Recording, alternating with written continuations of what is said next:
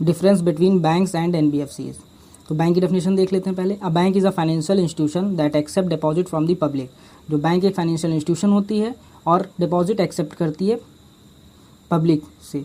Deposit कह लें, term deposit और डिमांड डिपॉजिट को एक्सेप्ट करती है, ज़्यादा सही रहेगा। डिमांड डिपॉजिट का मतलब है ऐसा डिपॉजिट जिसकी आप डिमांड कर सकते हैं। जैसे आपका बैंक में अकाउंट है, आपने रुपए जमा कर दिए, जब मन हुआ आपने डिमांड कर दिया, आप पैसे निकाल लाए, तो ये नॉर्मल, ये क्या होता है, डिमांड डिपॉजिट। टर्म डिपॉजिट क्या होता है, कुछ समय के लिए डिपॉजिट, जैसे कि एफडी कराते हैं, आप आरडी कराते हैं। तो बैंक डिमांड डिपॉजिट और टर्म डिपॉजिट दोनों को एक्सेप्ट करती है।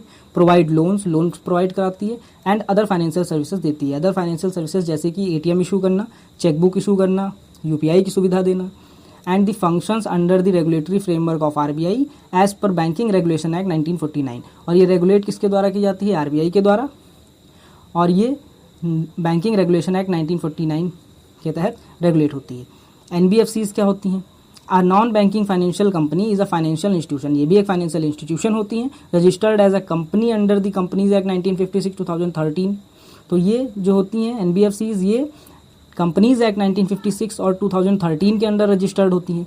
विच प्रोवाइड स्पेशलाइज्ड फाइनेंशियल सर्विसेज। ये कुछ स्पेशलाइज्ड फाइनेंशियल सर्विसेज देती हैं, जैसे कि लोन्स प्रोवाइड कराना, इन्वेस्टमेंट के लिए पैसा देना, but does not accept demand deposit like banks. ये डिमांड डिपॉजिट एक्सेप्ट नहीं करती हैं बैंक की तरह। साथ में ये चेक इशू नहीं कर सकती, एटीएम इशू नहीं कर सकती, यूपीआई की सुविधा भी नहीं देती हैं।